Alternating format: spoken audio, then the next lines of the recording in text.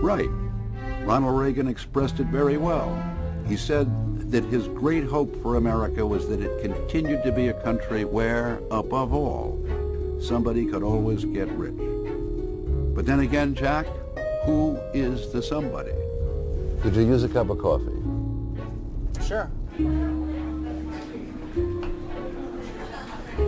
Over there. Louis, what are you doing here? Checking up on me? No, we're just stopping by on the way back to the city. All right, come on in. I will. Can I get you a drink? Coffee. All the Coke, please. Coke it is. So, do you eat here a lot? I've never been here before, Jack. How do you two know each other? She's on assignment for the magazine. Who is she? That's Barbara Ehrenreich, well-known essayist, probably one of the best journalists in the country. It's 1998, Jack, a moment of unparalleled prosperity in America.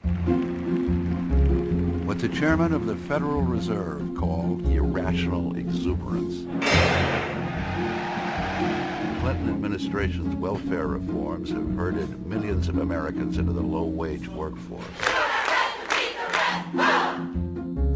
But how does one prosper or even survive if one makes $6 or $7 an hour? And Barbara's trying to find out how the trick is done. So for the last year, she's been working at low-wage jobs, living in cheap rooms, traveling around the country, working as a domestic maid, as a Walmart associate, as a waitress. Coffee? Coke? Thanks a lot. Barbara, this is Jack. Hi, Jack. Nice to meet you. Jack Likewise. just graduated from Yale. Oh. Goldman's made him an offer, but he doesn't know whether he wants to be in the investment banking business. So I'm taking him on the rounds and introducing him to people in other professions. Well, I hope you're not thinking of waitressing. Why, has it been that tough? Does he know what I'm doing, what I'm up to here? I told him. Oh, well, you know, you can't feel too sorry for me, because I'm really a journalist. I'm doing this briefly. But one of the very humbling things for me has been to learn, really, that there are no unskilled jobs. All jobs take skill and intelligence and experience. They're hard.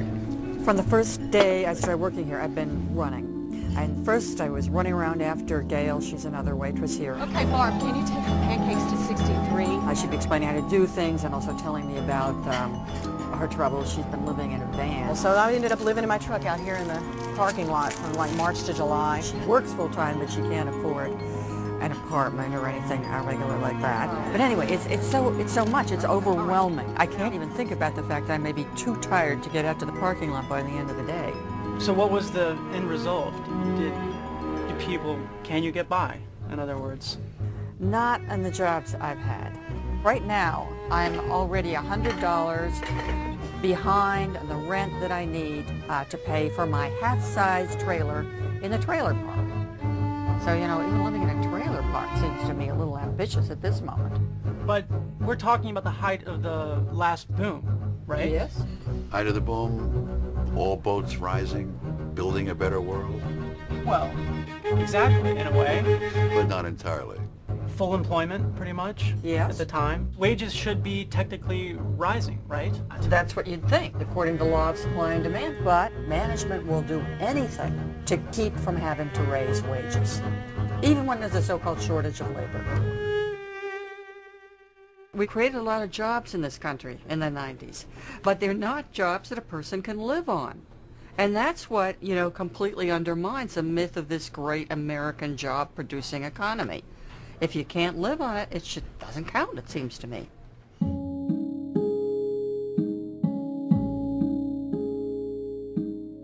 It's not that people are even living at a sustainable level of suffering in many cases. They are living in what I would call a state of emergency. Not enough to eat in many cases, inadequate housing or no home, inadequate child care that really has them nervous all day about how their children are. I'm just having a tough time because you don't see this. You don't see things being as bad as you describe them. You don't see any of this. You don't see it, Jack, because you hang out at Goldman Sachs or wherever it is you want to go to work. But they have philanthropy, public service. A lot of those people devote millions and millions and millions of dollars to building houses in poor communities. Philanthropy. Don't tell me about philanthropy, Jack. The real philanthropists in our society are the people who work for less than they can actually live on, because they are giving of their time and their energy and their talents all the time so that people like you can be dressed well and fed cheaply and so on. They're giving to you.